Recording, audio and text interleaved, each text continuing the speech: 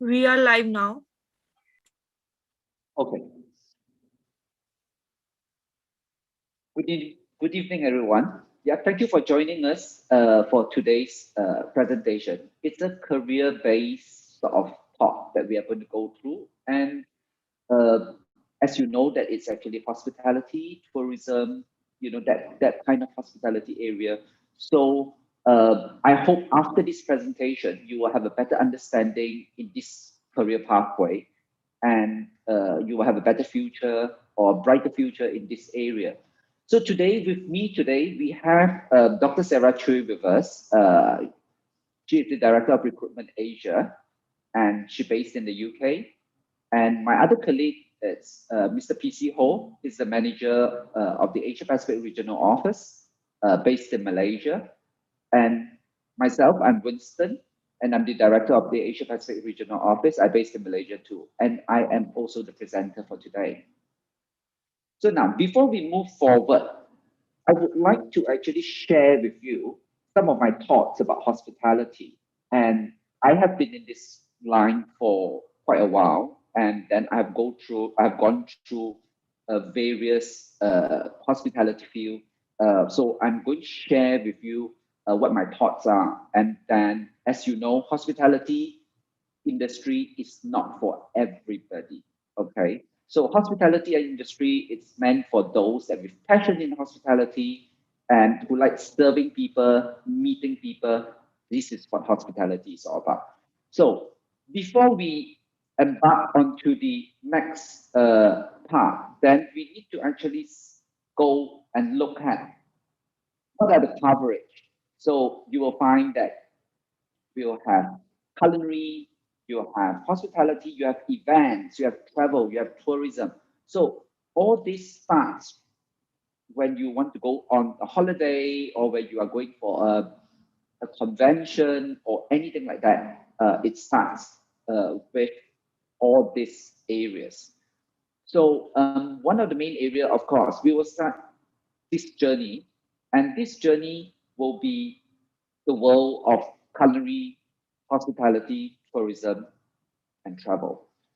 So first of all, before we travel, we need to actually get to the airport, okay? And at the airport, what do you do? Or you just walk in and you see that there are check-in counters, and then you look at the duty-free shops. But what are the processes? What are the operations within it? So this is what is important within the aviation and airport management area. So of course, when you walk in, you will have the check-in counters, and with the check-in counters, in order to serve at the check-in counter, you need to have the expertise in the area. So like, for example, in the areas of aviation professional practice, then that is the area that will teach you how to deal with people and what are the practices. And of course, the aviation passenger operations. And the operations would be like, how do you make sure that the flow in the airport is it's smooth, and how do you deal with passengers? And then the next part is that you may have also aviation crisis management. What if flight delays? How are you going to do? How are you going to handle? And then the of course within aviation, the regulatory environment is very strong. There are a lot of things that you can do and you cannot do because it all goes by the aviation book. So, and there are some aviation laws that everyone need to know if you're working in the airport. So aviation talks about revenue. For example, what is the heat in town at the moment? Because heat in town is that in 2013, 2014, the biggest thing is Airbus A380.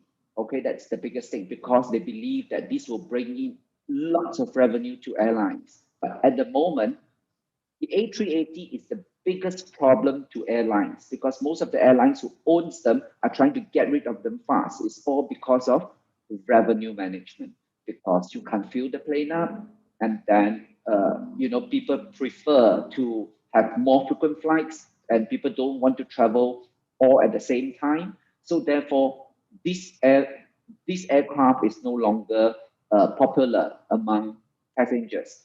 Therefore, airline companies are not making money. So this is all back to pricing revenue management. So, this is something that you may want to learn if you are in this area.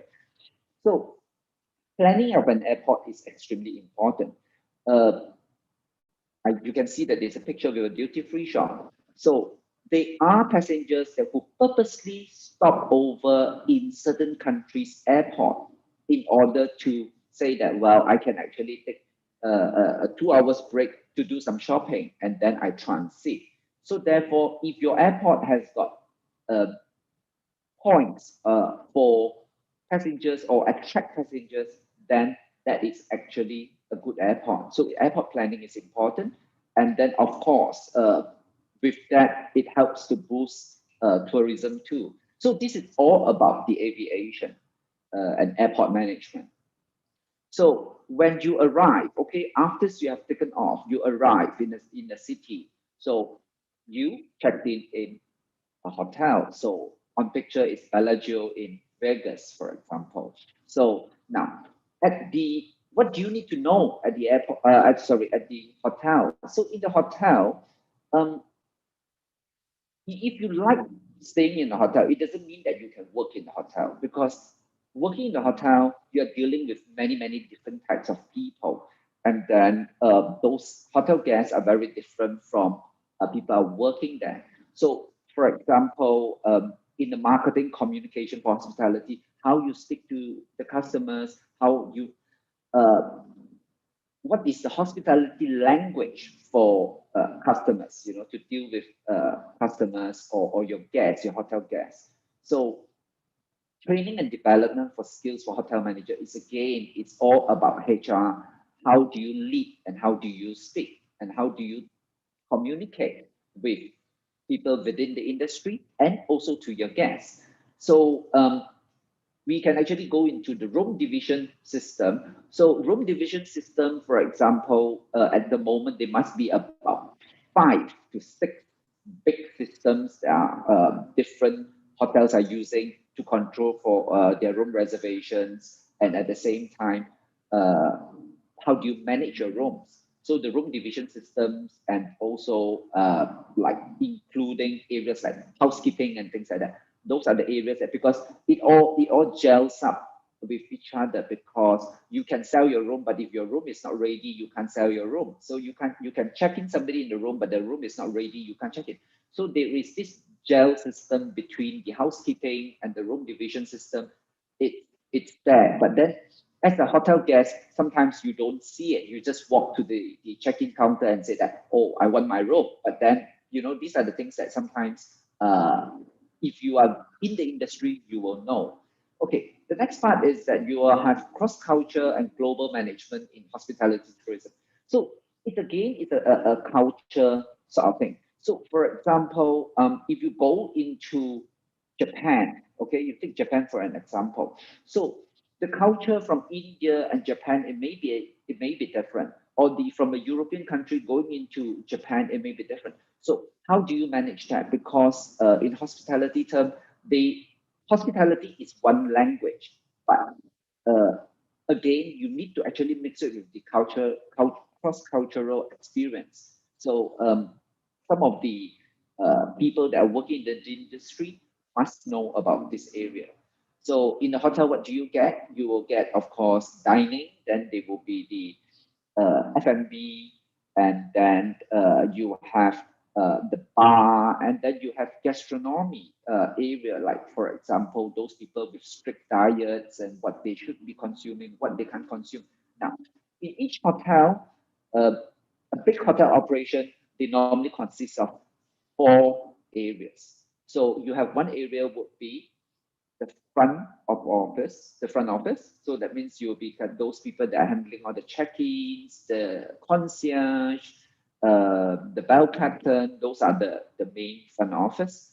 And then you also have, of course, the F&B, the one that in charge of all the restaurant outlets or the bars within the hotel.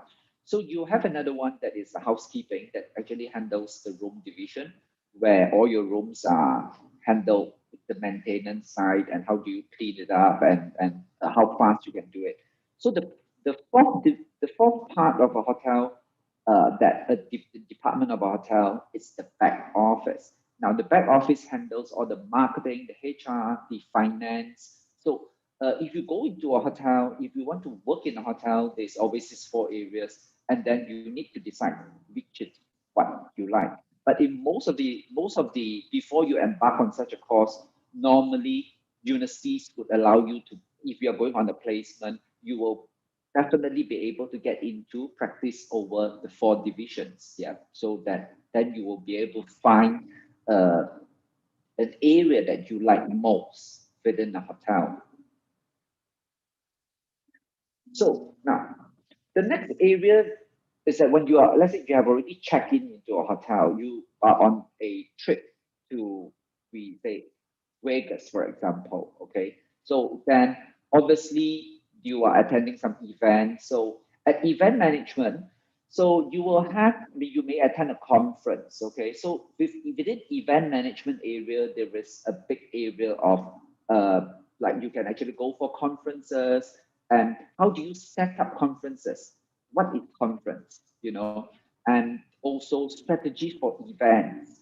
So strategies, what are the strategies? Normally the strategies are like risk management or crisis management. Like for example, in the current point of time, if you have a conference supposed to be held at your conference center or your hotel, and with the current pandemic, you can't actually hold it, then what will happen? How do you manage the crisis? So then it's all the strategies behind it. So we have one area that we talk about winning event contracts. So because whenever there is uh, a company or even a country that is actually hosting an event. So the event venues are the ones that who will have to bid to hold the event. So how do you win it? So how do you do your pricing and how do you uh, propose what are the contractual terms that you need to build in? So those are within the event contracts. So, of course, event comes with hospitality management, which is well known of because it's service industry. So, and you have event finance. Event finance is all about dollars and cents. How much are you spending?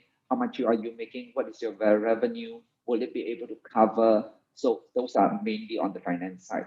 So project management, it covers a lot of areas that it will go into. If you are talking about a concert, if you are talking about if let's say you talk about a concert, then you will have the sitting arrangements, then your sound and lighting. Where do you source for your sound and lighting?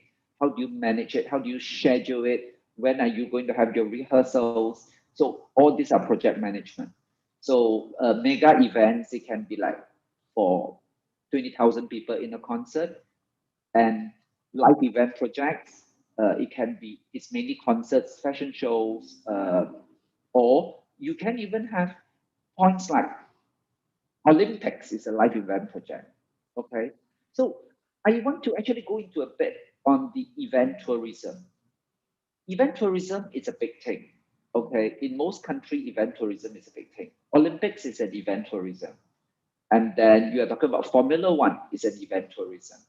So all this will draw in people from different countries coming into your country to uh, attend the event. So it's actually a tourism. It's beneficial to the countries because the countries will be making lots of money from this tourism. So event tourism is one of the big thing for most countries at the moment. So this is all about events. Now, we'll go into another sector which is very, very important. It's food. Okay, so when it comes into food, so uh, how do you, what do you do? And I know that from based on what I see from applications from India, there are lots of students are interested in culinary arts management. So culinary arts management, the area consists of gastronomical challenges, because they are also, because we need to look at the nutritional side of it. We need to look at menu planning. We need to look at the, like, for example, it's not only the way that you cook, but it's how you build up a recipe. Okay, and then how do you ensure food safety? So all these are very, very important, because uh, if you stay in a hotel room, the hotel room didn't do something good, or you felt that the hotel room is not good, then you can actually launch a complaint and you don't get hurt. But when it comes into food, it's something that you consume. This is something that there are health risks involved. So therefore, when it comes into uh, culinary, or when it comes into bakery for that matter, uh, hygiene and food safety, it's very, very important. Now, I talk a bit about bakery just now. So, of course, at the moment, bakery is a big thing within a lot of, within the industry, in culinary industry. So people talk about artisan bread, people talk about different types of confectionery, different types of cake design. And if you look at some of the television channels at the moment, they talk about competition in cake making. They talk about competition in bakery. So it's not just food. So this is some of the areas that it's like it's a growing market. So food production, it's again, we talk about food production just now. Food production, it can be different types of food production, whether you are actually producing for the mass market, or are you producing only for a deli, or are you producing food for an airline. So all this are the food production uh, techniques that you need to know when you go on a course like that, or when you are embarked onto a company that produces food. So the areas of coverage would be, how do you manage it? Because there are a lot of things that you need to do. You need to think also about, it's not only producing food, you need to think about the logistic of it. How do you deliver the food from one place to another? So, for example, if you're delivering food to uh, if you produce food for mass market, or you are doing it for some supermarkets, then how do you deliver your food from the source to the outlets? So whether is the food possible to be kept for that long? So there are a lot of things that involve in the food production management. So we, again, some people may say that, okay, I'll do it because I want to set up my own restaurant. So we have, uh, you need to know about how to set up a company, or how to set up a restaurant. What are the finances, and how do you go about in setting up? What do you need to know? How do you go about on the human resource side? Whether are you employing the right people? So all this are involved in food production, or in the culinary field, in terms of not only solely being a chef, but understanding of uh, the food industry. So this is all about food that I'm going to share with you. I can take questions later if you have any questions about it. So going into travel and tourism, um, it's a big area. Okay, if we are going to spend time, I think 1 hour it would be enough to talk about travel and tourism, because travel and tourism, it's more of an excursion. If you're going to a country that you want to actually explore, so there are many, many different types of tourism, and there are also, in terms of tourist wise, just ask yourself what you like when you travel. So there are many, many different areas. So you look at it, is that there are groups of people that who likes adventure. Okay, you go snow skiing. Okay, you go for skiing, those are adventure tourism. You go for whitewater rafting, those are adventure tourism. So um, people go for different things. Then there are people that who goes to, like, oh, I like to go for gastronomic tourism. This is again one of the big things. With an unverified source, they say that gastronomic tourism is a larger market than adventure tourism. Okay, what is gastronomic tourism?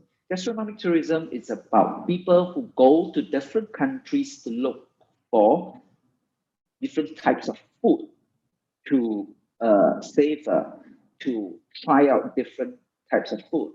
So if you look at the moment, we take Taiwan, for example. Taiwan is a country that scores very, very highly on gastronomic tourism because people go to Taiwan mainly for food. So, and to savor different types of food. So then there are also many discovery channels talking about food tourism. It's actually gastronomic tourism. That's what they do. So for those of you that who are interested in studying tourism or who are going into the tourism industry, there are two types of tourism. So you will have one, it's tourism management. It's actually more of tourism destination. This type of tourism, it's about how you bring tourists into your own country, okay, or into the place that you work. For example, if you are working in with Universal Studio, okay, how do you draw tourists to come to your Universal Studio? How do you draw people to to to enjoy your facilities at Universal Studio? So this is about that. That is tourism destination. How do you bring people into your place or into your country? So, for example, tourism destination, it can be like, remember I talk about Formula One. I talk about Olympics. So you draw people into your country, and this is all tourism destination. So this is how it is. And then, of course, when you talk about heritage operation management, that is again, how do you operate heritage sites uh, in your city or in your country? Again, is to draw people into your country or the city to that particular site. So like UNESCO and all this actually helps a lot. So this is again all tourism destination. Now, there is another type of tourism, it's tourism business. So this actually consists of how do you send people abroad? How do you, let's say, for example, how do you manage a tourism business? How do you negotiate with airlines? How do you negotiate with hotels for tourists to use your service? So that is actually the business side of it. So it's not so much on the destination side of it, but it's the business side of it. So therefore, there are a lot within tourism. So of course, crisis management. So once if you are in the tourism destination side or you are in the tourism business side, both, you need to know tourism crisis management because definitely they're bound to be crisis. Currently, it's a crisis because if you take a look at COVID-19, you look at the current pandemic, people can't travel. So it's basically it's a crisis for both. So whether you are operating a resort whereby you attract a lot of tourists, or you are operating you have an UNESCO site whereby you have bringing a lot of tourists to visit, you can't get the tourists in. Those that are operating the tourism business, they can't send anybody out. They cannot arrange any tours. So those are crisis management. How do you manage it? So this is all on tourism. Okay. Now, I have talked about all these courses or these areas, and we do offer them at University College Birmingham.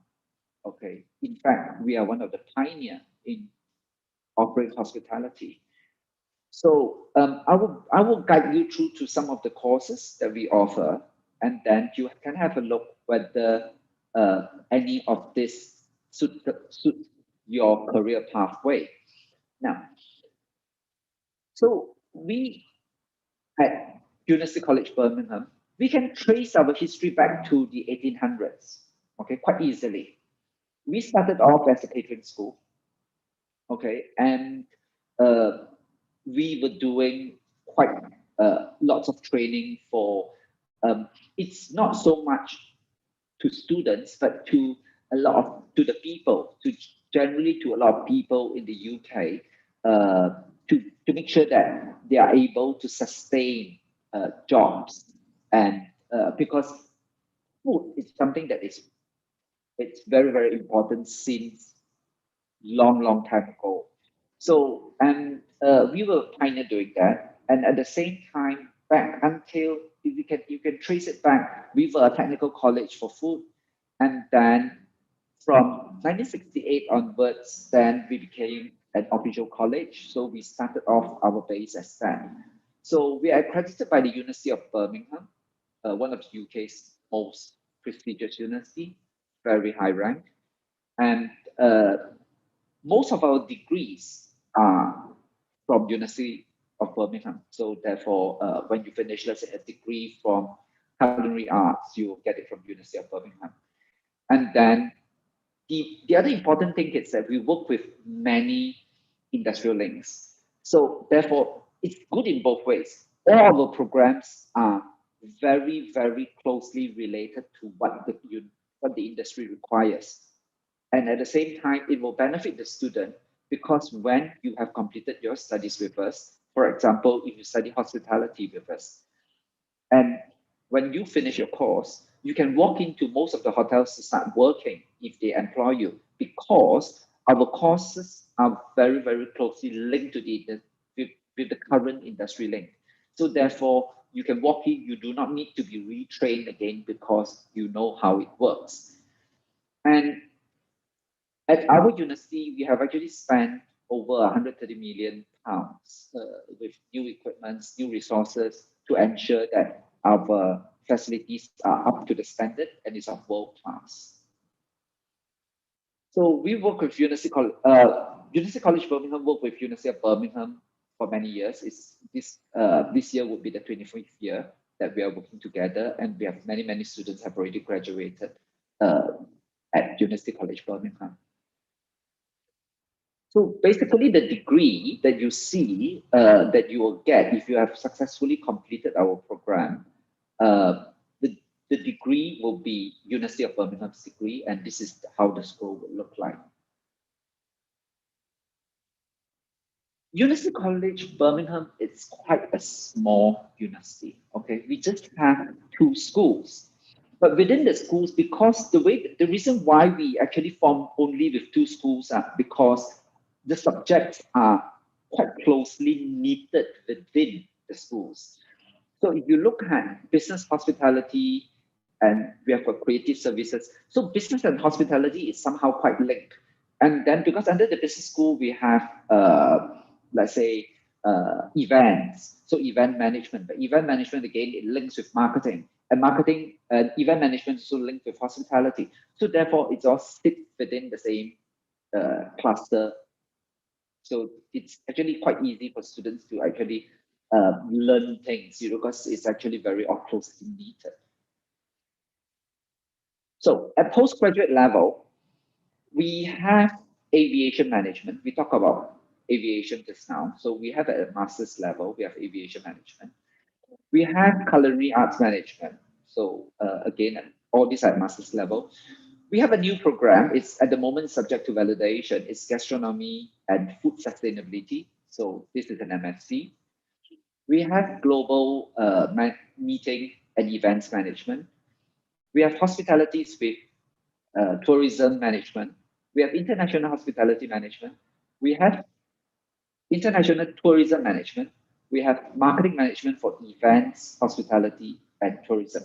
Now, if you look at this group of master's program or this group of postgraduate programs, it covers basically everything within the hospitality field. At the undergraduate level, we have aviation and airport management.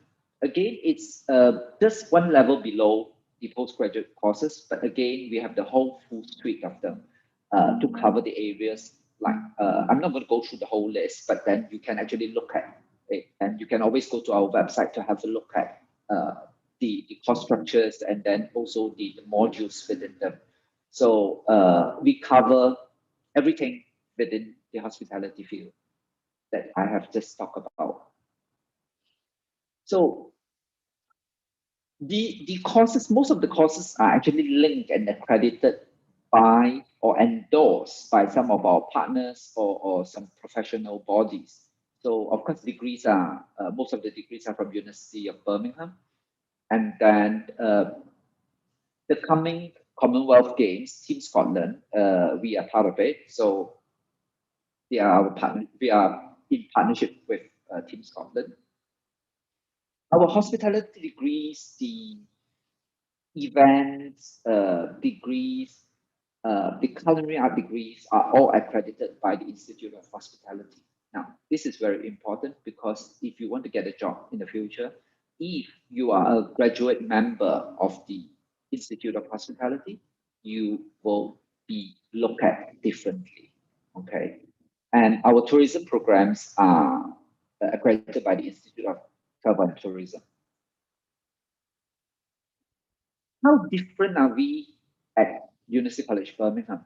Now, the different things is that we need to look at is because our programs, the courses that we are offering, it's very, very practical or very career focused. So hands-on is something that it's a must.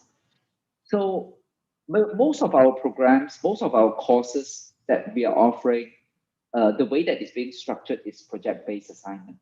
So not many exams. If I'm not mistaken, there's only one of the subject. It's like, for example, if you're doing finance and accounting, which is a business program that consists of exams, and the rest are basically all assignments.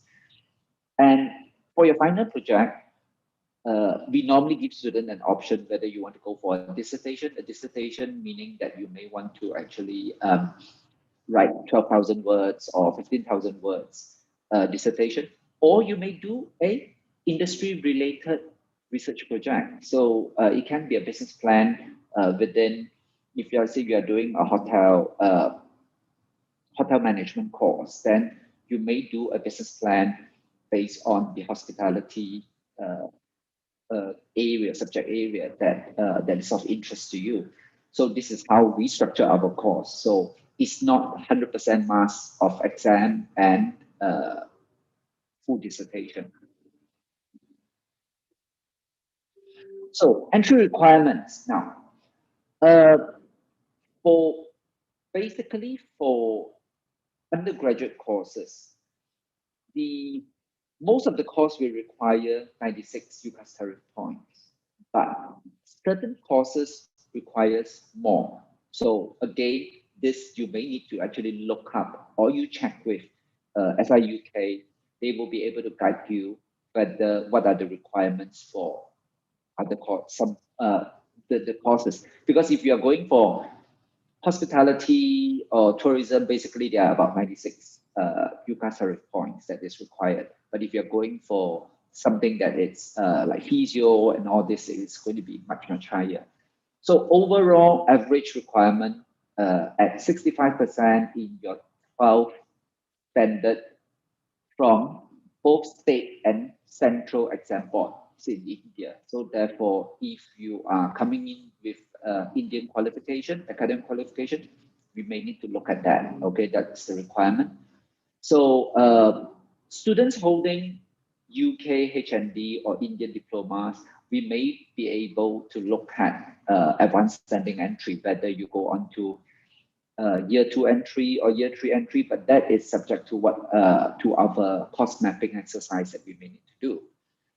So the next area that we talk about would be the postgraduate. Postgraduate, a minimum of lower class, a lower second class, a 2-2 undergraduate honors degree, Or if you are coming from India, if it's a 3-year degree, an average of at least 60%, or but if you are coming with a 4-year degree, the average is at least 55%. So this is basically the generic requirements. So English language requirement, all this information are actually on the website. You can actually go into your country website. You can actually look. So if you are you have the CBSE, so it's a B grade, and then the ICSE, you 60%. So Cambridge, Maharashtra, 60%, and then all this, the rest are all 60%. So you can actually look at it. So as long as it's spelled out here, then we can accept. So what are our requirements? Okay, our requirements basically for masters. So for culinary arts, we need IELTS equivalent to IELTS 6.0, and then no element below 5.5. And if you are going on the business, marketing, finance, aviation, tourism, all this we need 6.5, and then each element no less than 6.0. So it's the same for bachelor's program or for undergraduate program. It's 6.0 for culinary arts, and then like you go for bakery and hospitality related courses. But for business, event, marketing, tourism, aviation, we need a 6.5, and with no element below 6.0. So we have some English language courses. If you are interested, you may go for the pre-sessional English language courses. So it comes with different dates, and then so these are the course time. So 10 weeks will be at 4,002. This is inclusive of accommodation. Minimum requirement is at IELTS 5.0. So if you have IELTS 5.5, then you can go for the 6 weeks block, and the fees is at 2,006 inclusive of accommodation. So tuition fees. Now the tuition fees are, so undergraduate for foundation is at £9,000 per year, and then for undergraduate is 12,500, and postgraduate programs are 13,500. So if you pay your fees up front, okay, so when you because we require a full deposit. So when you pay your fee up front, you can automatically deduct £500 from the tuition fees. So therefore, that means if you are going for a postgraduate program, you'll be only paying 13,000. But if you're going for an undergraduate program, you'll be paying only 12. So now, for UK, because we are actually based outside London under the UKVI requirements, we are outside London. And then the requirement is £9,300. So if you look at Indian currency, Indian rupees, so you talk about 9.5 lakhs.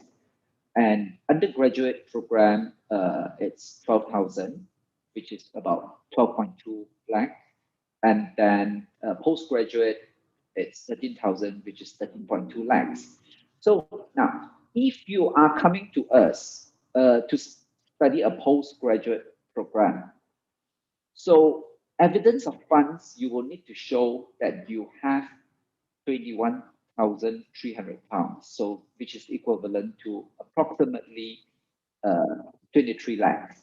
So this is what the UKVI wants to see if you're applying for your visa, because you would have already paid your tuition fees in order to get a pass before you get your visa. So that means the balance that you need to show in your bank account should be at least £9,300. That is 9.5 lakhs in Indian rupees. Yeah. So for undergraduate, it will be slightly lower. Will be undergraduate will be. I think there's a mistake.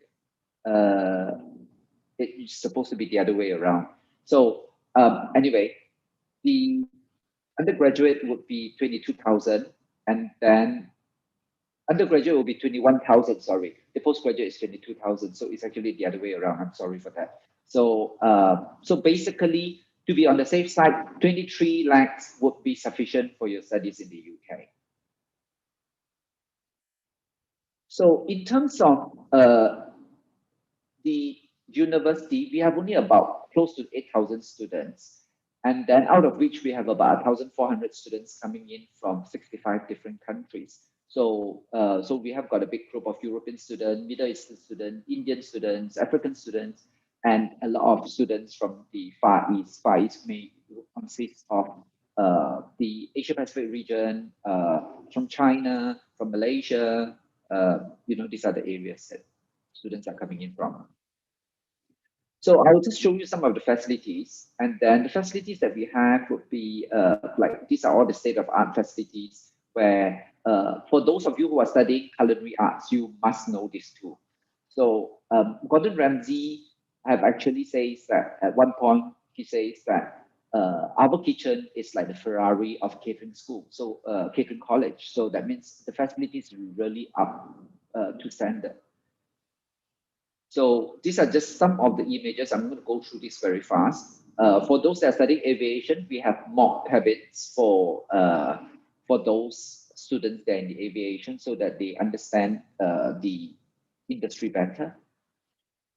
So international students, what we offer, we have language training, we have English language checking, we have support centers, we have academic workshops, draft assignment feedback, and then English language checking, we are using Grammarly at the moment. So therefore, that's actually quite useful. So you may just actually log in and you should be able to get that done. So the next part is that for student services, we have accommodation arrangement. So if you need accommodation, you can always register with us. We will be able to put you through our arrange accommodation for you. And the good thing is that we own those accommodations. So therefore, the prices are actually quite good because it's quite cheap. And we have International Student Center helps you with visa, bank account, if you need to set up a bank account, and if you need to get information about as an international student, you can always go back to the International Center. They'll be able to guide you.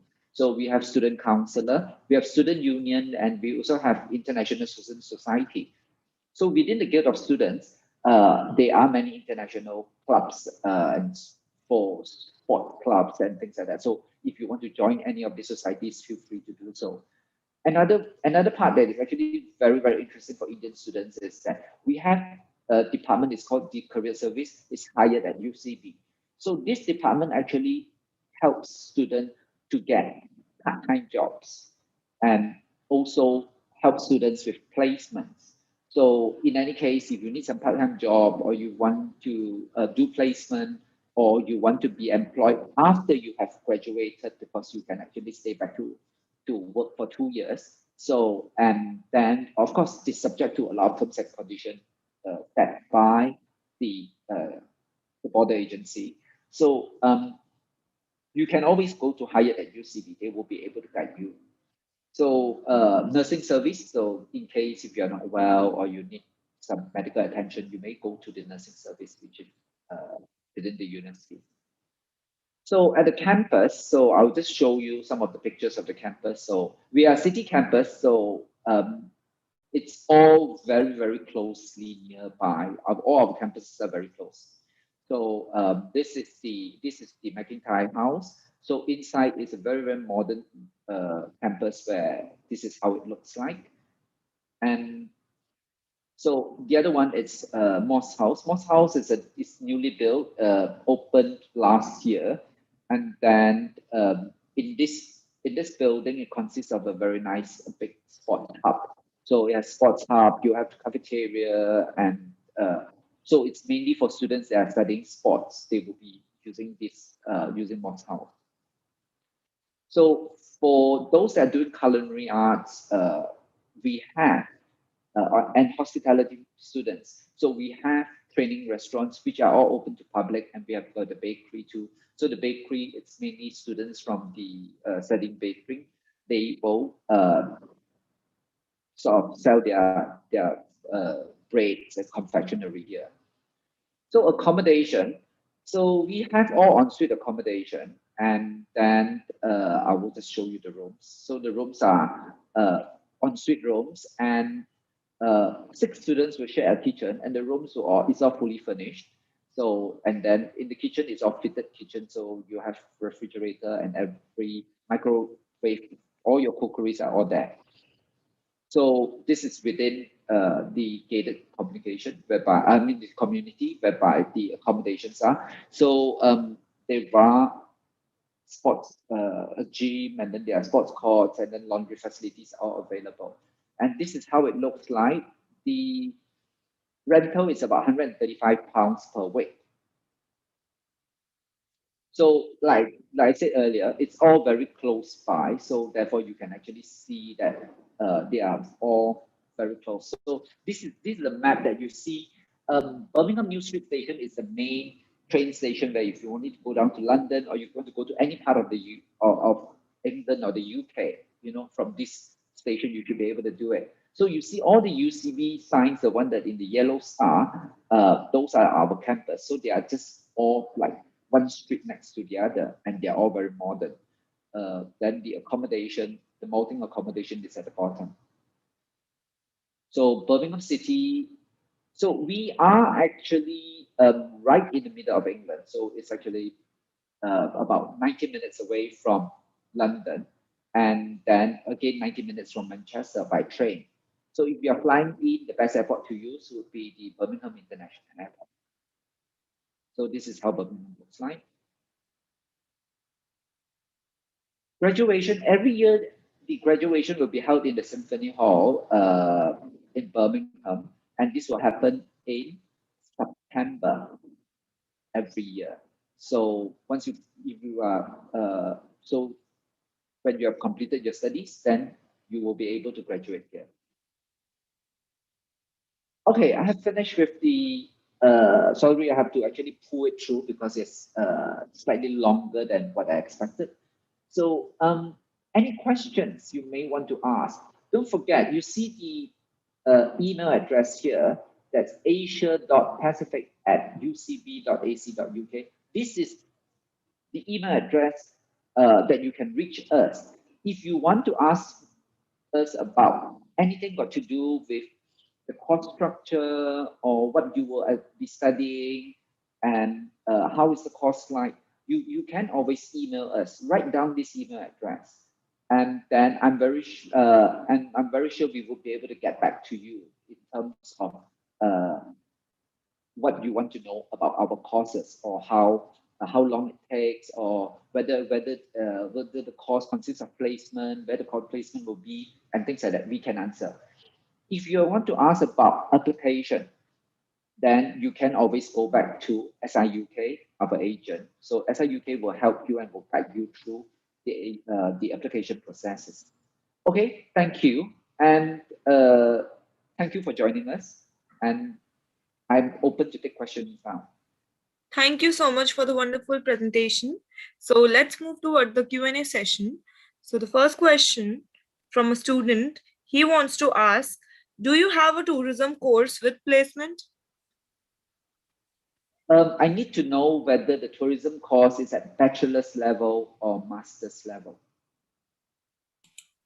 Okay, so do you have with placement or without placement? For tourism, the tourism course at the moment is actually a 3-year course. And then if the student who wants to opt for placement, the student can apply for placement, but we do not guarantee placement because the structure of the course is a 3-year course. It's not mandatory placement. And when the student who have actually completed the first year then when the student started to reach second year, we must ensure that the student who is capable of, who have actually good grades in second year, only we will allow the student to apply for a placement year. So therefore, when the student who joins us, it will be a 3-year course, but if the student gets a placement, then the student can extend the visa when the student is in the UK. Thank you. The next question, what IELTS score is required for an international tourism and business management course? IELTS will require 6.5, and then with no elements below 6.0. Thank you. The next question. Hi, I don't have family members in Birmingham. Can students from India socialize during pandemic? Well, if you are joining us during pandemic, it's depending because of course you will need to be quarantined and all regulations are actually we need to follow the regulations by the UK authorities. So if the UK authorities have actually opened up, you may socialize. But if there is if a strict guideline that it's a lockdown, then you may not socialize. Or maybe they will say that you can socialize only within a small group of people, then we will just have to adhere to those restrictions that set by the UK government. Thank you. The next question. When do I need to apply for accommodation? Is it safe there? Well, you can apply for accommodation when once you have applied to the university, you can start applying for accommodation. Then once you have accepted our offer, then you can actually proceed with the payment of accommodation once you have been offered. So again, depending on when you apply to us, and then from then we will be able to arrange your accommodation. Thank you. The next question. Do you have any hospitality course of 1 year with placement? Again, it's depending on whether you are doing 1 year, there's no placement. Because, for example, if you're studying on a master's program, so the master's program will take you already you will need at least 1 year and 9 months to complete your master's program with placement. Because the placement is sandwiched after the first 2 semesters, you will do a 6 months placement, then you come back to the university, we'll give you another 4 months to complete. So therefore, it's all sandwiched in. So it's not 1 year. In 1 year, we won't be able to offer any course 1 year with placement. Thank you. The next question. What are the requirements to study management courses with UCB? Again, I can't answer this question because I do not know what level is this person talking about or this student is talking about. If she's talking about undergraduate, then again, it will be the high school, the Indian high school, and then the English language requirement, we have said that is 6.5. But then if the student is applying for a master's program, then we have to actually talk about a bachelor's degree. Students have completed a 3-year bachelor's degree, they need 60%, and then if it's a 4-year degree, they need a 55%. So it's really depending because the question he has actually not given me enough information for me to answer his question.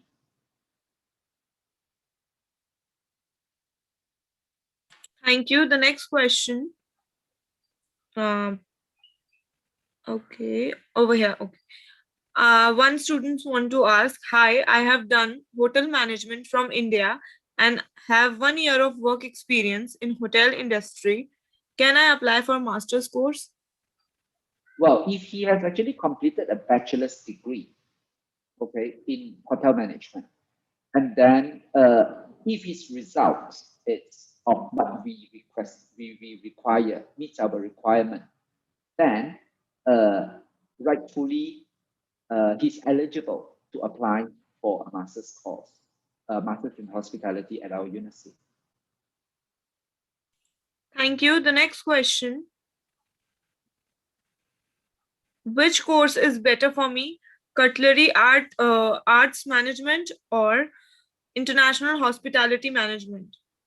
Okay, let me explain one thing which I may have actually not made it clear earlier. At master's level, the culinary art management has no practical element. Okay, so we don't teach any professional cooking at the master's level of culinary art management. Culinary arts management at master's level, that is purely management and purely theoretical. So therefore, we don't really teach that. But back to the question that this student is asking, it's if the student is thinking of setting up a restaurant, okay, uh, or climbing a career ladder within the hospitality industry in an F&B environment or in the food environment or food industry environment. then the Masters of Culinary Arts, it's better. But if the student is still dithering whether to stay in the service industry, thinking of I still do not know whether I want to actually do something in the restaurant or whether I can actually work in the resort or work in a hotel, then the hospitality management at master's level will be much better because it's the options are wider. Thank you. The next question. Any previous portfolio needed for management courses? Like We experience? Any experience needed? we normally what we want to see is that the student have a clear it's clear about the route that the student is going for. So for example, if the student thinks that okay, previously I'm studying engineering, I still want to actually stay back in the engineering field, so I want to apply for hospitality, so that is not a clear career pathway, so there is no career, it's not a progression at all, so then that is not possible. But the student would, whatever program that the student wants to apply, whether it's hospitality management or wanting to study marketing management or business management, they need to show a very clear progression why they want to do it. Okay, so therefore that is very, very important. So for a student, we don't really need to see a portfolio, but we want to see a very good CV and a very strong personal statement to, to tell us why they want to actually study this course. Thank you. The next question. What are the pathway management courses? Uh, Pathway for management courses, we have a lot. Most of our courses within the business, the hospitality, the tourism, they're all management courses. So it's very wide. I can't exactly say. I have actually gone through the slides earlier that all those are the management courses that we have at master's and undergraduate level. So basically, we cover most of it within the hospitality side. Thank you. The next question. Can I do part-time job while pursuing the course? Yes, all students are allowed to work up to 20 hours during term time and then unlimited hours during holidays. So therefore, if you are during your studies, you may work up to 20 hours per week. Thank you. The next question. While studying, when is the next intake? We can get visas for this course. Okay, the next intake at the moment would be okay now because we have just finished one intake that is in February March period, so I think it's impossible for you to join the March ones. So the next one will be in September. It will start in then the normally I think the induction will start in sometime mid of September. So that means you can actually you must apply in order to get your visa and things like that. So I would suggest that you have to put in your application like now, so then you can actually get yourself ready. Okay, so the third last question. Is 7 years of gap accepted? Gap, any financial aid available? 7 years gap, we have, okay, we need to look at the CV of the student or the profile of the student. 7 years gap normally is depending. If let's say if this person is a chef, okay, if let's say he studied culinary before and he works in the industry, or he studied hospitality, he works in the industry for many years and hold a strong position. But because he wants to actually progress, then he wants to apply for a master's. With the 7 years gap, it should be fine. Okay, we will consider. But if somebody that who is actually doing different things and then within with a 7 years gap and then not knowing what to do and come back to us, then I have to say our university may not consider if it's non-related. As for the fundings, you're talking about whether you're talking about scholarships, right? Earlier. Is it scholarships that you are referring to? Financial aid. Okay, yeah. So financial aid, we have some scholarships on the website that students that who wants to apply, they can apply those scholarships. But I can tell you that those scholarships are very few because our fees are quite low. If you can see comparing to other universities, our fees are quite low. So therefore, we don't really give big fee discount or scholarships. And then financial aids, because based on the scholarship scheme, I think we have one or two academic excellent kind of scholarship, but then those scholarships are very, very small. So please refer to the website because it can change from time to time. Thank you. Second last question. Do we need to take IELTS exam for culinary arts management course? If you already have an your English language from the one of the Indian recognized exam boards, then you do not need to. But if you don't have that or you did not meet our requirement with your current exams, then you will need to take IELTS.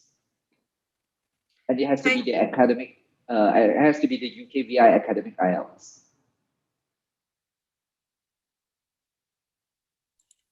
thank you. Moving to the last question. Hello, I worked with an airline as an air hostess. Is aviation management course is a better option for me? And what is the course duration?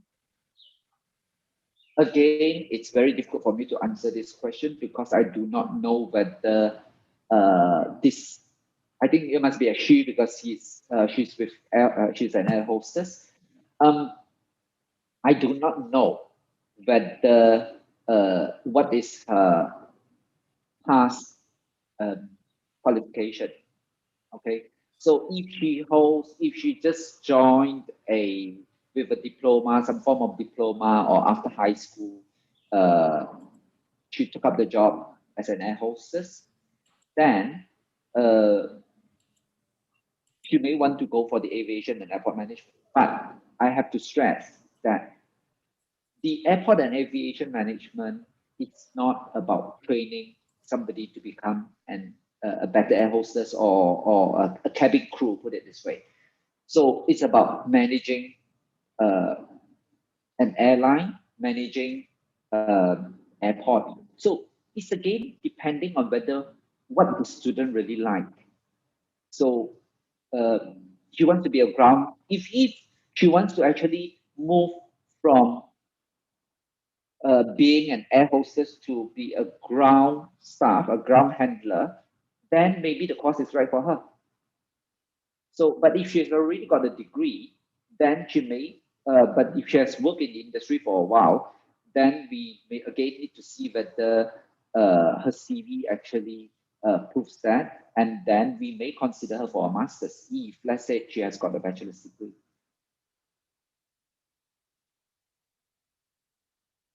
Thank you. So we have one more question in the list. One student wants to ask, UCB have diploma courses? We, okay, the only diploma course that we have at the moment is the International Foundation Diploma. So that is open to international students. And the rest of the courses that we have diploma, but it's not open to international students.